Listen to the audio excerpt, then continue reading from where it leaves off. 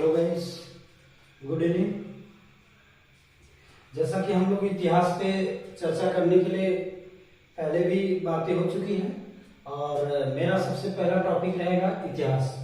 इतिहास पे हमें थोड़ी बहुत चर्चा हो जाए, उसके बाद में जस्ट धीरे धीरे चीजों को और आगे बढ़ाते हैं। तो सबसे पहले इतिहास के बारे में जानते हैं कि इतिहास शब्द जो है संस्कृत भाषा के 3 शब्दों से मिलकर बना है। इतिहास शब्द संस्कृत भाषा के 3 शब्दों से मिलकर बना है। इत धन ह धन आस। इत धन ह धन आस। इत का मतलब होता है ऐसा ही, ह मतलब होता है निश्चित रूप से और आस का मतलब होता है था। यानी इसको संक्षिप्त रूप में कहा जा सकता है ऐसा ही निश्चित रूप से था। ऐसा ही निश्चित रूप से था। यानी इतिहास के विषय में अगर हम पढ़ते हैं तो सबसे पहले मुझे ये जानना होता है कि जो बीती हुई घटनाएं हैं, जो बीती हुई घटनाएं हैं उसी के बारे में अध्ययन करना होता है। तो इसीलिए इसके इति धन ह धन आस में ही सारे जो है परिभाषाएं छुपी हुई हैं। तो इसको मैं इसी रूप में जान सकता हूं कि ऐसा ही निश्चित रूप से था। या अगर कहा जाए इतिहास का परिभाषा, वैसे आपके एग्जाम के इंटरव्यू, आपके एग्जाम के तहत ये बात नहीं है, बट एक जैसे कोई सब्जेक्ट स्टार्ट करते हैं, पढ़ते हैं, तो उसके बारे में ये जानना जरूरी है कि इतिहास है क्या। बस ये ज्यादा नहीं, बहुत छोटे संक्षिप्त रूप से हम लोग चलेंगे। इतिहास जो घटनाएं अतीत काल से, जो घटनाएं अतीत काल से निश्चित रूप से, जो घटनाएं अतीत काल में निश्चित रूप से घटी हैं उसे इतिहास कहते हैं। तो जैसा कि छोटा सा एक परिभाषा इस रूप में लिख लेते हैं कि किसी को बताने के लिए और किसी को समझाने के लिए ये बात हमारे पास रहे। जो घटनाएं अतीत काल से, जो घटनाएं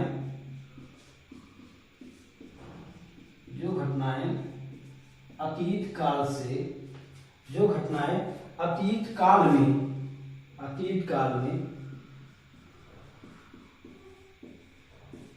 अतीत काल में निश्चित रूप से घटी है, निश्चित रूप से घटी है,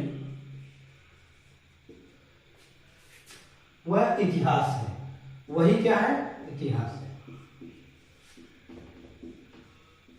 वही क्या है? इतिहास है। बस एक छोटा सा परिभाषा हमारे दिमाग में या हमारे पास ये रहेगा, तो जब हम इतिहास के संदर्भ में कोई बात रखेंगे तो बड़े अच्छे ढंग से हम बता सकते हैं इतिहास शब्द संस्कृत भाषा के 3 शब्दों से मिलकर बना है। इत धन ह धन आस, और इसका मतलब होता है ऐसा ही, ह का मतलब होता है निश्चित रूप से, आस का मतलब होता है था। तो इसको संक्षिप्त रूप से यह कहा जा सकता है कि ऐसा ही निश्चित रूप से था। दूसरी बात, एक परिभाषा अपने माइंड में एक चीज और रख लेते हैं कि जो घटनाएं अतीत काल, अतीत मतलब होता है पुराना, अतीत का मतलब होता है प्राचीन या पुराना, अतीत काल में निश्चित रूप से घटी हैं, वही क्या है? इतिहास है। वही क्या है? इतिहास है। ये इतिहास के संदर्भ में हम चीजों को जान रहे हैं। बस इसके बाद कहा जाता है कि इतिहास के जनक कौन है? इस बात को बहुत बार एग्जामों में पूछा गया है, तो इसके बारे में हम जान लेते हैं कि इतिहास के जनक किसको माना जाता है? इतिहास के जनक हेरोडोटस को माना जाता है। किसको माना जाता है? हेरोडोटस को माना जाता है। किसको माना जाता है? हेरोडोटस।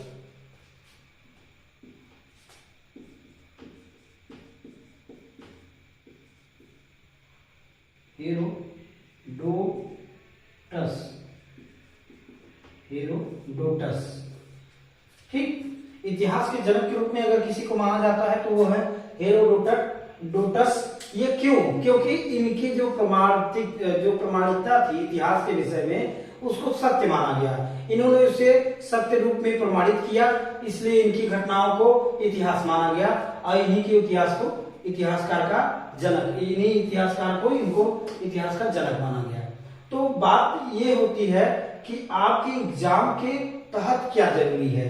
तो आपके एग्जाम के तहत जो बातें मैं स्टार लगा के लिखूंगा वो बातें आपको नोट डाउन करना होगा और बेहतर ढंग से उस पर अपनी एक समझ बनानी होगी।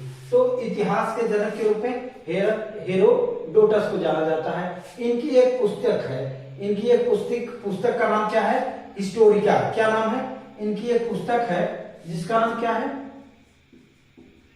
इनकी एक पुस्तक है जिसका नाम आप लिख लीजिए हिस्टोरिका। हिस्टोरिका।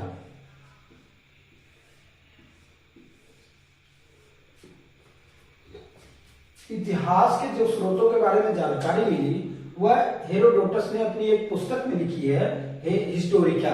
अच्छा, हिस्टोरिका जो है, हिस्टोरिका माने भी इतिहास होता है, इतिहास होता है। यह एक शब्दावली है और इनके पुस्तक का नाम भी है। तो क्या है? हिस्टोरिका है। ठीक है, तो ये दोनों बात मुझे मेरे दिमाग में रहना चाहिए और आप सबके दिमाग में रहना चाहिए। मुझे लगता है इसको आप नोट डाउन कर लीजिए, अपने नोटबुक पे इसको लिख लीजिए। तो बहुत ज्यादा कुछ लिखने की जरूरत नहीं, बस यही लिखना है। इतिहास शब्द संस्कृत भाषा के 3 शब्दों से मिलकर बना है। इत धन है, धन आस। इत का मतलब हुआ ऐसा ही, हर मतलब हुआ निश्चित रूप से, आस का मतलब है था, ऐसा ही निश्चित रूप से था। एक परिभाषा हमने और आपके लिए लिख दिया है जिससे आप किसी को बताने के लिए, आपके माध्यम से कोई अगर आपसे जानना चाहता है इतिहास किसे कहते हैं तो आप बड़े आराम से बोल सकते हैं। जो घटनाएं अतीत काल में निश्चित रूप से घटी हैं उसे हम क्या कहते हैं? इतिहास कहते हैं। और इतिहास के जनक के रूप में किसे जाना जाता है? हेरोडोटस के। और इनके पुस्तक का क्या नाम है? हिस्टोरिका। इनके पुस्तक का क्या नाम है? हिस्टोरिका। बस इस बात को हम जानते हैं, उसके बाद मैं नेक्स्ट बातों को आपके सामने रखता हूं। तो बस आपको इतिहास के विषय में बस यही जानना था, बस इतना बहुत था। एक इतिहास का जो ओवरव्यू है मैं देख लिया, हम लोगों ने देख लिया। ठीक है, उसके बाद हम चर्चा करते हैं। अब हमारी चर्चा जो होगी वो भारतीय इतिहास पे होगी। किस पे होगी? भारतीय इतिहास। क्योंकि हमारे सब्जेक्ट में, हमारे सिलेबस में सबसे ज्यादा क्या है? भारतीय इतिहास है। तो हम भारतीय इतिहास पे पहले थोड़ा सा ओवरव्यू ले लेते हैं, चर्चा कर लेते हैं। उसके हिसाब से हम फिर एग्जाम के अकॉर्डिंग मुझे क्या जरूरत है हम उसको आपको बताते चलेंगे और बढ़िया से याद कराते चलेंगे और बेहतर ढंग से हमारी समझ बन जाएगी। इतिहास में हमें इंटरेस्ट पैदा करना है और ये अगर इंटरेस्ट पैदा हो गई तो इतिहास बहुत आसान हो जाएगा। अब देखिए, तो अब आते हैं हम भारतीय इतिहास। भारतीय इतिहास। अब भारतीय इतिहास क्या है? अब इसके बारे में जानना है। इतिहास को हम समझ गए, लेकिन वही इतिहास जो भारत के संदर्भ में देखा जाए वो भारतीय इतिहास है। और अच्छा, इसके भी जनक माने गए हैं। इनके जनक कौन है? आप इनके नाम बहुत अच्छे तरीके से जानते हैं। भारतीय इतिहास के जनक के रूप में हम मेगास्थनीज को जानते हैं। किसको जानते हैं?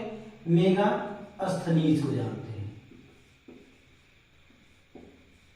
किसको जानते हैं? मेगास्थनीज को जानते हैं। ये भी नोट डाउन करने वाली चीज है, इसके बारे में भी हमें जानना चाहिए। और आप जानते हैं मेगास्थनीज के एक बुक का नाम है जिसका नाम क्या है? एक पुस्तक जो है उनका, एक बुक जो है वो बहुत चर्चित बुक है, उसको बोलते हैं इंडिका। क्या बोलते हैं? इंडिका। इस पुस्तक में भारतीय इतिहास के बारे में या कहें तो इसके संदर्भ में बहुत सारी चीजें आपको रखी गई हैं, आपके सामने रखी गई हैं। तो भारतीय इतिहास के जनक कौन है? मेगास्थनीज। और उनके पुस्तक का क्या नाम है? इंडिका। उनके पुस्तक का क्या नाम है? इंडिका। ठीक है, अब इसके बाद अच्छा, इस इंडिका में जो है पाटलिपुत्र के विषय में ज्यादा से ज्यादा जानकारी दी गई है। अभी हम पाटलिपुत्र को बाद में पढ़ेंगे, लेकिन एक ओवरव्यू आप बनाते चलिए जिससे जब वो बातें आएंगी तो आपके दिमाग में तुरंत फील होगा कि ये बातें मुझे पता थी। तो यहाँ आप एक चीज ऐसे लिख सकते हैं कि इंडिका में जो है आपका पाटलिपुत्र के संदर्भ में बातें रखी गई हैं। ठीक है, अब देखिए बात आती है भारतीय इतिहास में। तो भारतीय इतिहास के बारे में बहुत कुछ नहीं दिया गया है, लेकिन जितना है उतना आपके लिए बहुत महत्वपूर्ण है। देखिए, भारतीय इतिहास उत्तर में हिमालय और दक्षिण में क्या है? समुद्र से फैला हुआ है। भारत जो है क्या है? भारत जो है उत्तर में हिमालय से उत्तर में किससे? हिमालय से। और दक्षिण में समुद्र से फैला हुआ है, समुद्र से फैला हुआ है। मतलब भारत का जो आप देखते हैं, भारत का एक हम समझे कि मैप जो है या उसका जो स्थल है वो कहां कहां तक घिरा है, तो कहा जाता है कि उत्तर में जो है हिमालय है और दक्षिण में क्या है? समुद्र से घिरा हुआ एक उपमहाद्वीप है। क्या है? एक उपमहाद्वीप है, एक उपमहाद्वीप है। क्या है? एक उपमहाद्वीप है। ठीक है। अगर कहा जाए कि भारत जो है आपका भारत जो है उत्तर और दक्षिण, उत्तर में हिमालय और दक्षिण में समुद्र से फैला हुआ है। और उसके बाद ये क्या है? एक उपमहाद्वीप है। ये क्या है? एक उपमहाद्वीप है। ठीक है। अब इसके बारे में और चर्चा हम करते हैं कि अब भारत को प्राचीन समय में भारतवर्ष के नाम से जाना गया। किस नाम से जाना गया? भारत को प्राचीन समय में भारत का जो है नाम क्या था? भारतवर्ष। क्या है? भारतवर्ष। जो कि आपको इसका जो है संदर्भ आपको कहां कहां मिलेगा? इसका संदर्भ आपको महाकाव्य में और पुराणों में भी मिलता है। इसका साक्ष्य में जो भारतवर्ष नाम जो है ये एक भारत का प्राचीन नाम है। भारत का क्या नाम है? प्राचीन नाम है भारतवर्ष। अच्छा, इसका अर्थ होता है भारत का देश।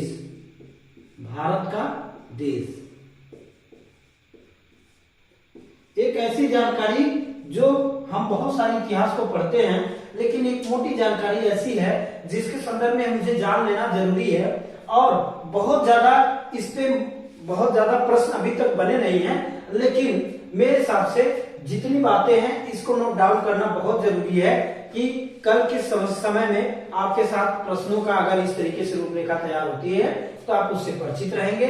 और अपने भारत के बारे में या अपने भारत उपमहाद्वीप के बारे में हमें इतना तो जानना ही चाहिए। भारतीय इतिहास के विषय में इतना हमें जानना चाहिए। ठीक है। मैंने क्या बताया? भारतीय इतिहास के जनक कौन है? मेगास्थनीज। इनके पुस्तक का क्या नाम है? इंडिका। और उसके बाद मैंने ये बात रखी, इंडिका में जो है पाटलिपुत्र के विषय में जानकारी दी गई। किसके विषय में?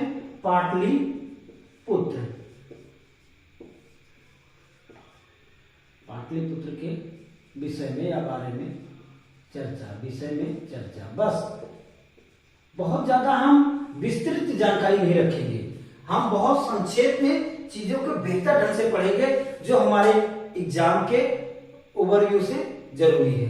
अब देखिए ये बात की। उसके बाद हमने बताया भारत जो है उत्तर में हिमालय और दक्षिण में समुद्र से घिरा हुआ एक उपमहाद्वीप है। ठीक है। ये शब्दावलियों से परिचित होना है हमें। उसके बाद इसका प्राचीनतम नाम क्या था? प्राचीन समय में इसका नाम क्या था? प्राचीनतम समय में इसका नाम क्या था? भारत था, भारतवर्ष। और भारतवर्ष का अर्थ क्या होता है? भारत का देश। भारतवर्ष का क्या अर्थ होता है? भारत का देश। अब जहां इसका साक्ष्य हमें कहां मिलता है? महाकाव्य और पुराणों में मिलता है। ठीक है। अगर इस बातों को अगर आप नोट कर चुके हो तो हम फिर से आगे चलते हैं।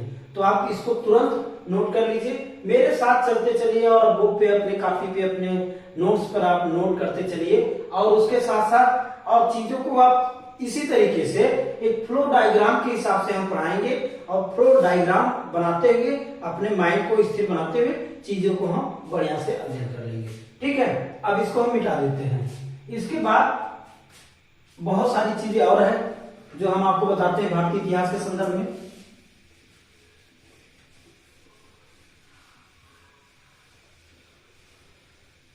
भारतीय इतिहास के विषय में अब एक भारत का प्राचीनतम नाम एक और है जिसको जम्बूद्वीप कहा जाता है। प्राचीनतम नाम भारत का एक और प्राचीनतम नाम है जिसको कहा जाता है जम्बूद्वीप। क्या कहा जाता है? जम्बूद्वीप इसलिए कहा गया है कि कहा जाता है वहां जामुनों का वृक्ष बहुत ज्यादा था, इसलिए उसका नाम क्या पड़ गया? जम्बूद्वीप। अगर कोई पूछता है जम्मू द्वीप का क्या अर्थ है, तो आप कहोगे जामुनों का वृक्ष या जामुन का वृक्ष। ठीक, तो जम्मू द्वीप इसीलिए पड़ा क्योंकि वहां पर जामुन बहुत ज्यादा होता था, इसलिए जो है आपका इसका नाम जम्मू द्वीप पड़ा। ठीक है, उसके बाद और सारी बातें हैं जो कि हमारे भारतीय इतिहास के बारे में दिया गया है, तो वो मैं सिस्टमेटिक ढंग से पढ़ते चलते हैं। तो सबसे पहले जो बात हमने बताया कि इसका प्राचीनतम नाम क्या था, प्राचीनतम नाम इसका था भारतवर्ष, और भारतवर्ष को क्या कहा गया, भारत का देश। और उसके बाद एक प्राचीनतम नाम और क्या है, जम्बू द्वीप, जिसका अर्थ है जामुन का वृक्ष। वहां पर जामुन का वृक्ष बहुत ज्यादा था, इसलिए उसका नाम जम्बू द्वीप पड़ा। और उसके बाद आपकी बातें आती हैं। अब आपकी बात ये आएगी कि भारतीय जम्मू द्वीप के बाद अब कुछ संदर्भ में इसका नाम जो है, कोई इंडिया रखा, कोई हिंदुस्तान रखा, तो कोई इसको हिंद कहा, कोई इसको उसको हिंदुस्तान कहा। तो उसके बारे में बहुत बार प्रश्न आया है कि हिंदुस्तान शब्द का प्रयोग किसने किया, सर्वप्रथम किसने किया। तो इन सब चीजों को क्रम वाइज हम पढ़ते चलते हैं और याद करते चलते हैं। ठीक है, क्रम वाइज ऐसे ही इतिहास है ही क्रमानुसार अध्ययन।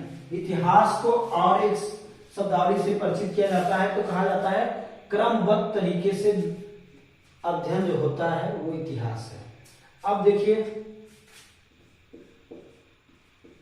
सबसे पहले यूनानी जो हैं, यूनानी लोग जो हैं, यूनानी भाषा में इसे इंदे कहा गया। क्या कहा गया, इंदे। आप लिख लीजिएगा, इसको इंदे कहा गया। और इसी इंदे शब्द से अंग्रेजों ने इसका नाम, अंग्रेजों ने इसका नाम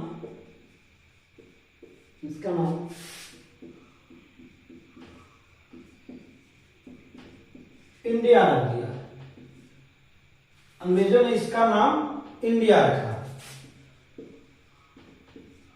यानी अगर कहा जाए इंडिया शब्द किसके द्वारा लाया गया या इंडिया नाम किसके द्वारा लाया गया, तो अंग्रेजों के माध्यम से इंडिया शब्द लाया गया। और किस भाषा से बना, यूनानी भाषा के इंदे शब्द से बना।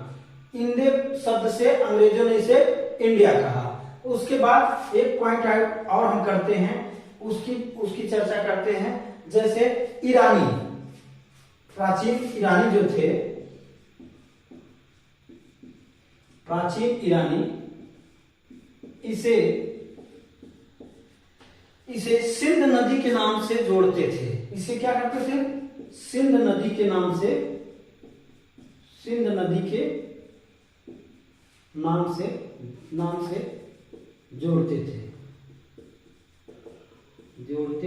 थे। सिंध नदी के नाम से जोड़ते थे। ठीक है, जिसे वह सिंध न कहकर हिंद कहते थे, जिसे वह सिंध न कहकर हिंद कहते थे। सिंधु नदी, प्राचीन ईरानी से सिंधु नदी के नाम से जोड़ते थे और जिसे वह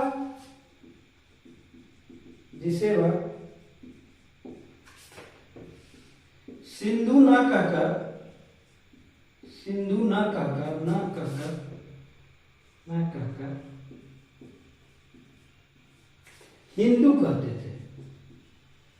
हिंदू कहते थे। यानी एक चीज मुझे ये पता चला कि हिंदू शब्द सर्वप्रथम किसके द्वारा लाया गया, तो ये आप क्या कहेंगे, ईरानियों के द्वारा हिंदू शब्द लाया गया।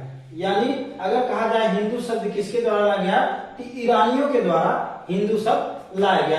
यानी मैंने आपको ये देखो ब्रैकेट में मैंने कर भी दिया, मैंने बताया ईरानी और हिंदू, मतलब आप इनको जोड़ेंगे कि ईरानी लोग जो है हिंदुस्तान को या इंडिया को क्या कहते थे, हिंदू कहते थे। यहीं से हिंदू शब्द का उत्पादन हुआ या उत्पत्ति हुई। ठीक है, उसके बाद एक फैक्ट जानकारी और जिसके माध्यम से हम, क्योंकि ये सब सारे प्रश्न बहुत माइनरी है कि आएंगे, लेकिन थोड़े से उच्च स्तर के एग्जामों में। लेकिन आपका जो एग्जाम है वो कोई छोटा एग्जाम नहीं है, ये भी किसी न किसी लेवल का एग्जाम है, ठीक है। तो इसलिए हमें इन सब बातों से परिचित होना जरूरी है। तो अगर कहा जाए हिंदू शब्द सर्वप्रथम किसने लाया? ईरानियों ने लाया। अगर कहा जाए इंडिया शब्द किस भाषा से है? यूनानी भाषा से। इंडिया शब्द से अंग्रेजों ने उसको क्या बताया? इंडिया बताया। यानी इंडिया शब्द सर्वप्रथम किसने दिया? अंग्रेजों ने दिया। और जम्मू द्वीप का अर्थ क्या होता है? जामुन का वृक्ष। अर्थात कहा जाए कि भारत का सबसे प्राचीनतम नाम क्या था? भारत का भारतवर्ष, जिसका अर्थ क्या था? भारत का देश, ठीक है। ये बातें हुई। अब एक बात और है, अब आती है हिंदुस्तान। मध्यकालीन मुस्लिम, मध्यकालीन मुस्लिम जो थे, मध्यकालीन मुस्लिम इंडिया को या भारत को हिंदुस्तान कहकर पुकारे। हिंदुस्तान क्या कह के बुलाया? हिंदुस्तान। क्या कह के बुलाया? हिंदुस्तान। मध्यकालीन मुस्लिम जो है इंडिया को क्या कहे? हिंदुस्तान। बस इतने हमको जानना है कि हिंदुस्तान शब्द या हिंदुस्तान, भारत को हिंदुस्तान किसने कहा? तो मध्यकालीन मुस्लिमों ने कहा। मध्यकालीन मुस्लिमों ने कहा कि भारत को क्या कहा? हिंदुस्तान कहा। क्योंकि ये सिंधु को सिंधु न बोलकर स को स न बोलकर ह बोलते थे, इसलिए वो सिंधु को हिंदू कहे और हिंदू से क्या बन गया? सीधा हिंदुस्तान बन गया। तो ये अगर पूछा जाए हिंदुस्तान शब्द किसके द्वारा दिया गया है, तो मध्यकालीन मुस्लिमों के द्वारा ये बातें रखी गई है। ये कुछ जानकारियां थी जो आपको शब्द के रूप में पूछा जाता है, हमेशा पूछा गया है। भारत के संदर्भ में, भारत के नामों के संदर्भ में बड़े अच्छे ढंग से ऐसे ही इस तरीके से पूछा गया है। इंडिया शब्द किसके द्वारा दिया गया है? तो अंग्रेजों के द्वारा दिया गया है। इंडे किस भाषा से लिया गया है? यूनानी भाषा से लिया गया है, जिसके द्वारा क्या बना? इंडिया बना। उसके बाद कहा गया प्राचीन ईरानी इसे जो है सिंधु नदी से जोड़ते थे और सिंधु नदी के नाम से जानते थे, लेकिन उन्होंने सिंधु को सिंधु न कहकर हिंदू बोला, जिससे इंडिया को इन्होंने हिंदू कहा, भारत को क्या कह दिया? हिंदू कह दिया। और फिर ऐसे ही मध्यकालीन मुस्लिम भी जो है स को ह कहते थे और उन्होंने भारत का नाम हिंदुस्तान रखा। उन्होंने भारत का नाम क्या रखा? हिंदुस्तान रखा, ठीक है। ये दो बातें थी। अच्छा, एक बातें और आपसे कहीं न कहीं छूट रहा है, वो लिख लीजिए आप कि भारत को जो है एक तो यूनानी थे जो है इंदे कहे, लेकिन अरब इसे क्या कहा? हिंद कहा। अरब के देश को लोग क्या कहे? अरब जो थे, अरब के लोग क्या कहे इसे? अरब के लोग क्या कहे इसको? हिंद बोले। क्या बोले? हिंद। हिंद। अगर कोई शब्द अगर आपको लगता है कि नहीं समझ में आ रहा है तो मेरी भाषा को सुनिए और थोड़ा लेखनी में अभी थोड़ा सा वीडियो जो है हमारा प्रयास है कि ज्यादा से ज्यादा चीजें बता दिया जाए और आपको नोट डाउन करा दिया जाए, जिससे आपका एग्जाम जो है बेहतर ढंग से आपकी तैयारी बन सके, ठीक है। तो यूनानी भाषा इंडे, अंग्रेजों ने इसका नाम इंडिया रखा। अभी हमने बताया अरब के लोग इसको क्या कहते थे? हिंद कहते थे। अच्छा, मुझे कंफ्यूज नहीं होना है, बिल्कुल कंफ्यूज नहीं होना है। डायरेक्ट ईरानी में क्या कहा? सिंधु नदी से जोड़ते थे, इसे हिंदू बोले। ईरानी लोग क्या बोले? हिंदू बोले। उसका मध्यकालीन मुस्लिम इसे क्या बोले? हिंदुस्तान बोले। और अरब के लोग इसे क्या बोले? हिंद बोल दिए। और यूनानी भाषा जो था हिंदी था, अंग्रेजों ने इसे क्या कहा? इंडिया कहा, ठीक है। इस तरीके से अगर देखा जाए तो ये भारतीय इतिहास के बारे में कुछ चीजें हमें जो है बेहतर ढंग से चीजें पता चल गई और इसको हमें बेहतर ढंग से नोट्स बना लेना है और एक सीधा एक डायग्राम बना के, फ्लो डायग्राम बनाते हुए सीधा ऐसे आप सारी बातों को इस तरीके से लिखते जाइएगा और अपने माइंड में इस चीजों को नोट करते जाइएगा, ठीक है। हमें लगता है जहां तक सबको ये बातें याद हो गई होंगी। कई बार इस बातों को चर्चा हमने कर दिया, आपको याद हो गया होगा, ठीक है। इसके बाद हम अब अगले पड़ाव पे चलते हैं और नेक्स्ट क्रम में चलते हैं, इतिहास के नेक्स्ट क्रम में चलते हैं, ठीक है।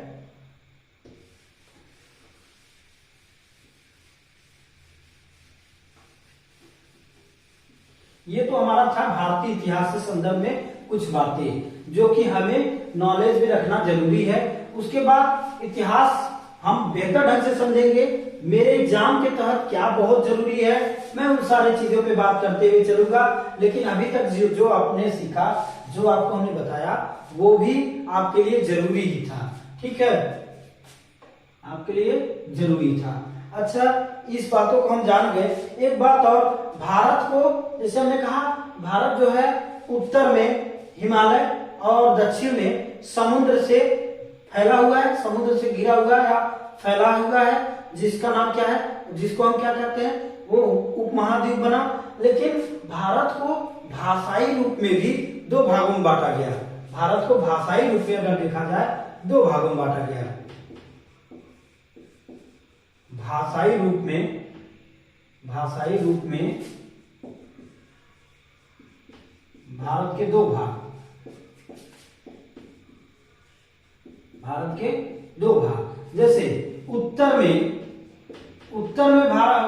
जो बोली जाती थी, इसको कहते थे इंडो यूरोपीय परिवार, इंडो यूरोपीय परिवार, इंडो यूरोपीय परिवार की भाषा है।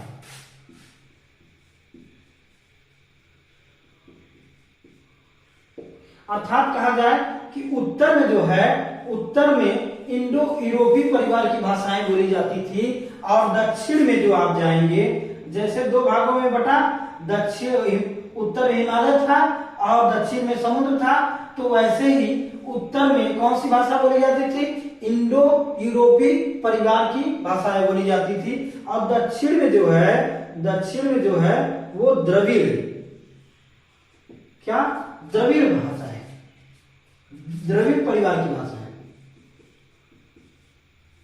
द्रविड़ परिवार की भाषा है, द्रविड़ परिवार की भाषा है। मतलब अगर देखा जाए भाषाई रूप में भारत को दो भागों में बांटा गया। उत्तर में जो है इंडो यूरोपीय भाषाओं परिवार की भाषाएं बोली जाती थी, और दक्षिण में द्रविड़ परिवार की भाषाएं बोली जाती थी। बस हमें ये बात दिमाग में नोट करना है, अपनी कॉपी पे नोट कर लीजिएगा कि उत्तर में कौन कौन सी भाषाएं बोली जाती है या कौन सी भाषाओं का प्रयोग किया जाता है, तो इंडो यूरोपीय परिवार की भाषाएं, और दक्षिण में कौन सी है, द्रविड़ परिवार की भाषाएं हैं। ठीक है, अब एक बात और है, ये भारत को देखो किस रूप में बांटा गया। फिर भारत को एक और विंध्य पर्वत, क्या, विंध्य पर्वतमाला जो है भारत को दो भागों में बांटता है। विंध्य पर्वत भारत को किस भागों में बांटता है, दो भागों में बांटता है।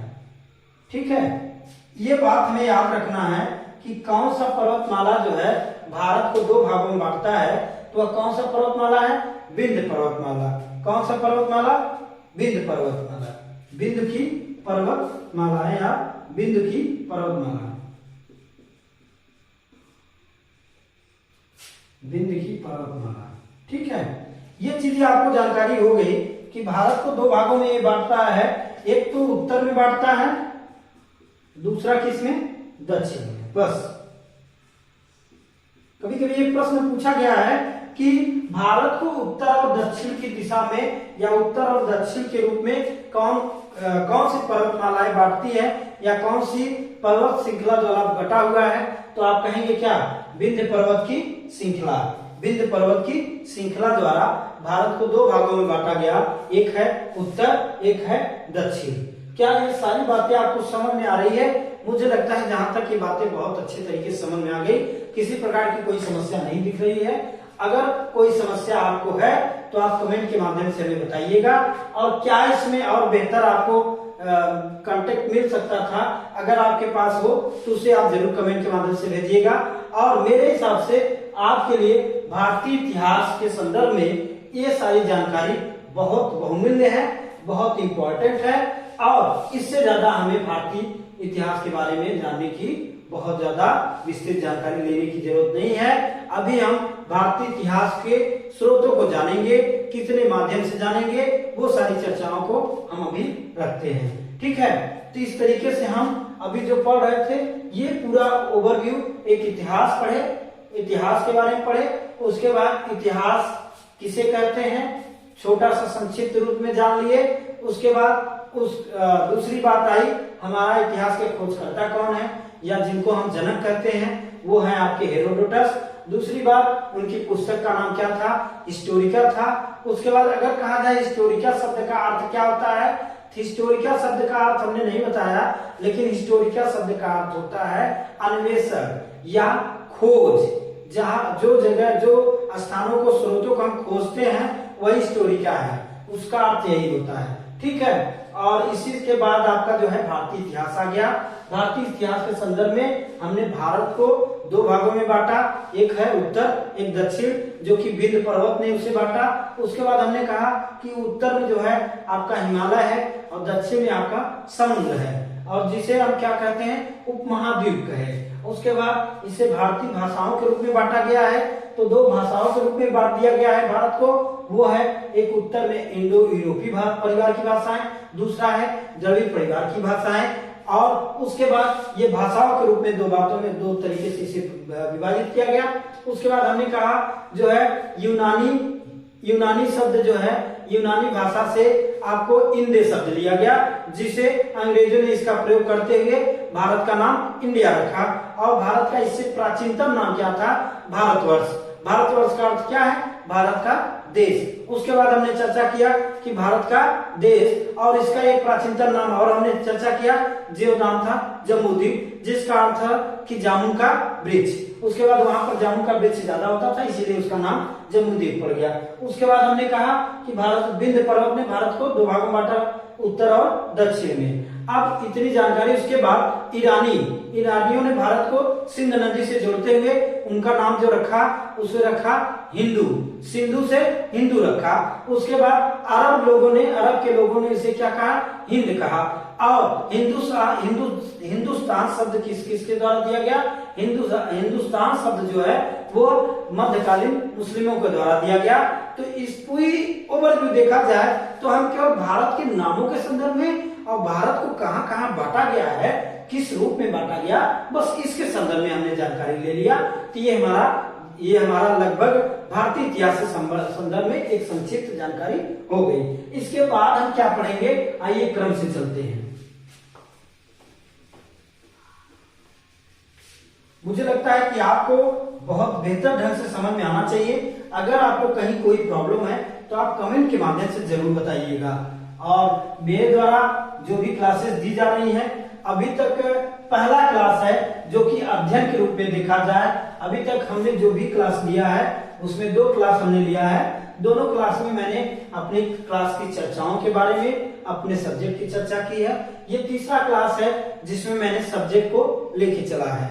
तो इतिहास के बारे में आज चर्चा हो रही है। इतिहास के बारे में मैंने बहुत सारी जानकारियां हम लोगों ने कलेक्ट कर लिया। अब उसके बाद हमारी एक बात आती है, अब हमें ये जानना है कि इतिहास के बारे में और मुझे क्या जानना चाहिए। आइए अब देखिए, भारतीय इतिहास को जानने के कई स्रोत हैं, लेकिन यहाँ मुख्य रूप से 3 स्रोत हैं। भारतीय इतिहास को या इतिहास को 3 रूपों में बांटा गया अध्ययन के रूप में। हमें अध्ययन करने के रूप में देखा जाए तो इतिहास को हमने 3 भागों में बांट दिया। और अच्छा, इतिहास को 3 भागों में बांटने वाले जो एक इतिहासकार थे उनका नाम क्या था वो भी हम नोट डाउन कर लेते हैं। अब देखिए, कहा जाता है कि इतिहास को अध्ययन के लिए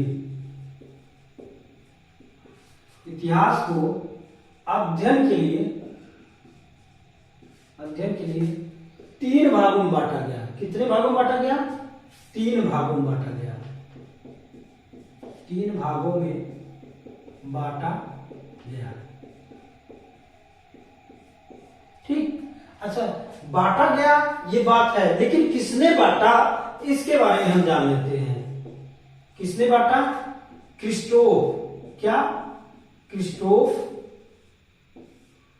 क्रिस्टोफ सेलियरस। बड़े आराम से बात देखिए, जब किसी चीज को याद करना हो तो पहले उसके शब्दावली को बहुत बेहतरीन ढंग से पढ़ना चाहिए। इतिहास को 3 भागों में किसने बांटा? वो है क्रिस्टोसेलियरस। ये क्या किए हैं? इतिहास को 3 भागों में बांटे हैं। इतिहास को 3 भागों में विभाजित किया।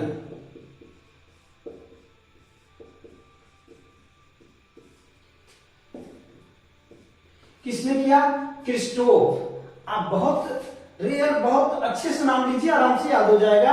क्रिस्टोसेलियरस। क्रिस्टोसेलियरस ये क्या है? ये कौन है? ये इन्होंने इतिहास को 3 भागों में बांटा। इतिहास को कितने भागों में बांटा? इतिहास को 3 भागों में बांट दिए। किसके लिए? अध्ययन के लिए।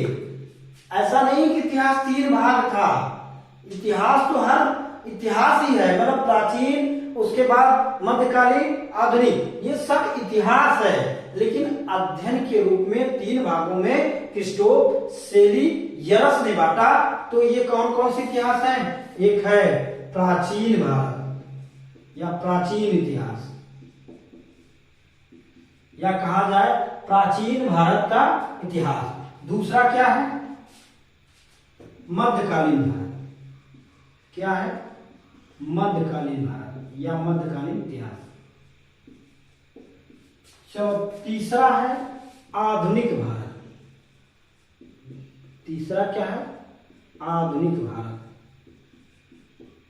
का इतिहास। और उसके बाद एक रूप में और हम बांट लेंगे। ये तो 3 रूपों में इन्होंने बांटा है, एक रूप में और हम बांट लेते हैं, जिसके बारे में थोड़ा सा अध्ययन हम करेंगे जरूर, क्योंकि बहुत सारे प्रश्न इससे भी आ जाते हैं। विश्व का इतिहास।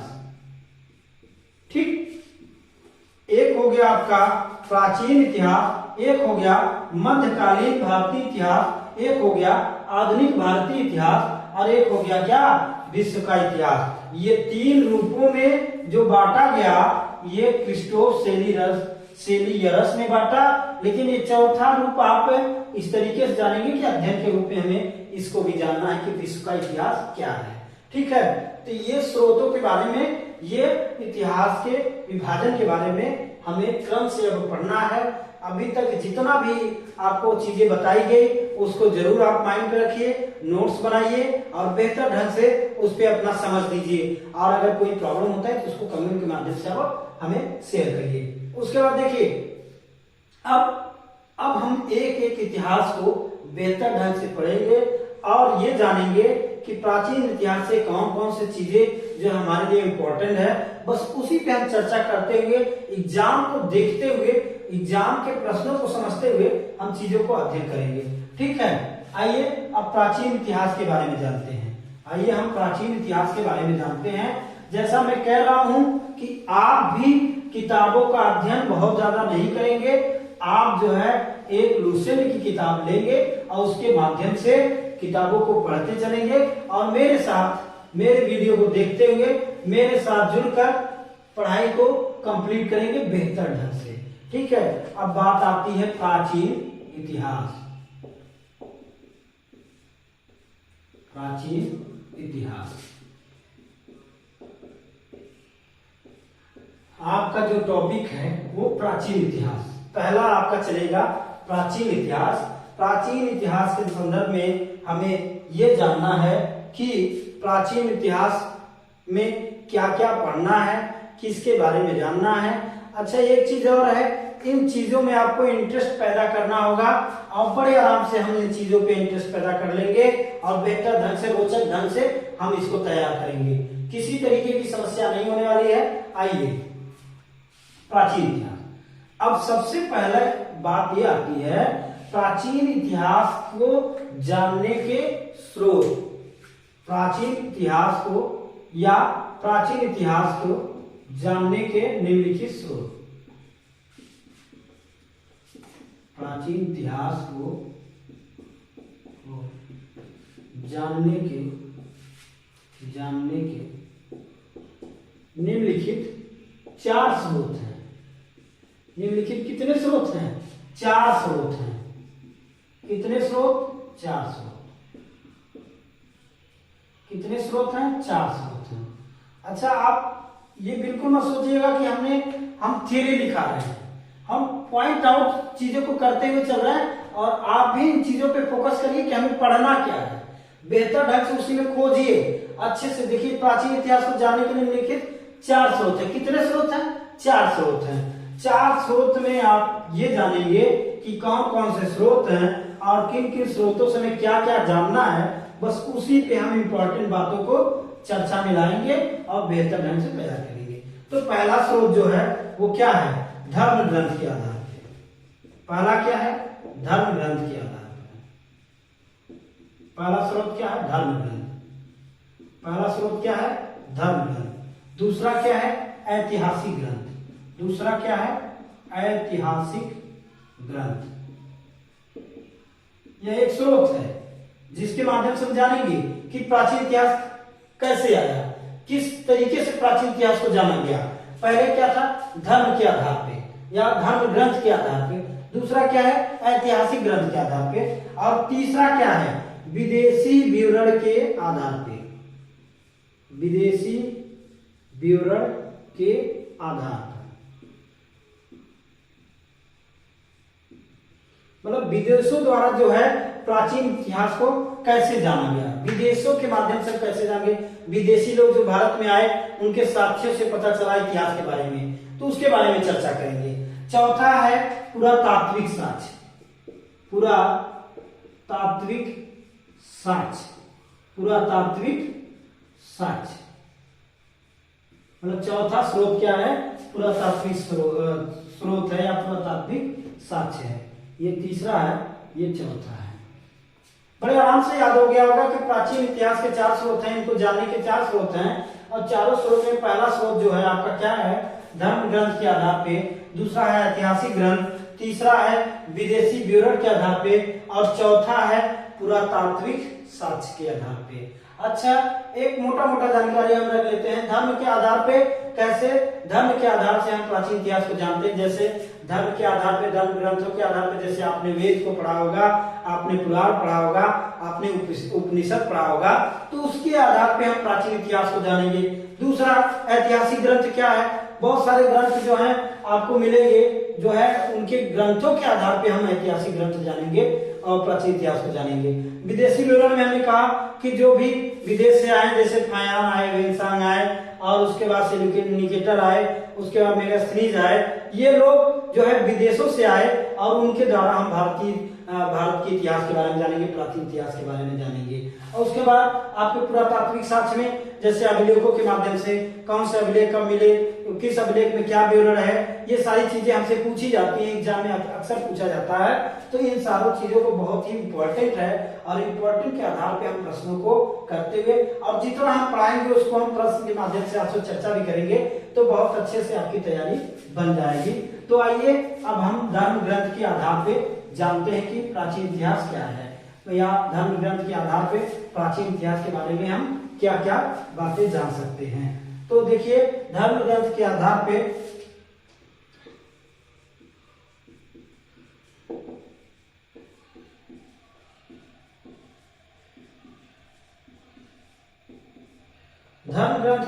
पहला स्रोत है धर्म ग्रंथ के आधार पे। तो धर्म ग्रंथ के आधार पे प्राचीन इतिहास को जानने के लिए सबसे पहला प्रमाण जो मिलता है वे वेद का मिलता है। वेद के बारे में जानकारी मिलती है। आज हम थोड़ा सा चर्चा कर लेते हैं, कल इसके बारे में हम आपको लिखा देंगे। वेद क्या है? वेद के बारे में सबसे पहले धर्म के ग्रंथ के आधार पर जाना जाता है वेद को। और वेद के जनक कौन है या वेद के बारे में बताया कौन? वेद के बारे में आपने छोटा सा नाम जाना होगा, वेद व्यास। वेद व्यास। लेकिन अगर इनका विस्तृत नाम जानेंगे तो महर्षि कृष्ण द्वैपायन और आपका कौन है? देखिए, लिख लीजिए, वेद के जनक या वेद के बारे में सबसे पहले किसने बताया? कृष्ण, महर्षि कृष्ण द्वैपायन वेद व्यास। पूरा नाम इनका इतना है, लेकिन जो आपको एग्जाम में अक्सर मिलता है वेद व्यास के नाम से जाना जाता है। तो सीधा सीधा बात यह है कि वेद को किसने लिखा या किसने बताया, किसने रचित किया, तो वेद व्यास ने। और पूरा नाम अगर याद हो जाए तो और अच्छी बात है, तो याद करने में कोई दिक्कत भी नहीं है। महर्षि कृष्ण द्वैपायन, ठीक है। उसके बाद वेद व्यास। तो अब बात यह आई कि धर्म ग्रंथ के आधार पे वेद तो मालूम हुआ, तो वेद के प्रकार कितने हैं तो आप जानते हैं, बहुत बखूबी जानते हैं। वेद के जो प्रकार हैं वो कितने हैं, 4 हैं। 4 वेदों के बारे में हमें जानना है, 4 वेदों के बारे में हमें जानना है।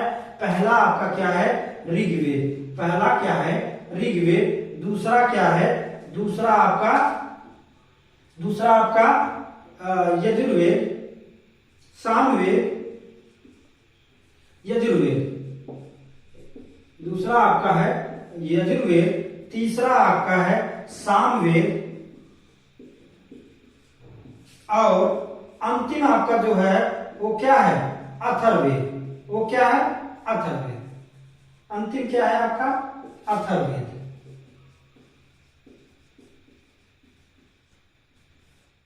अथर्ववेद।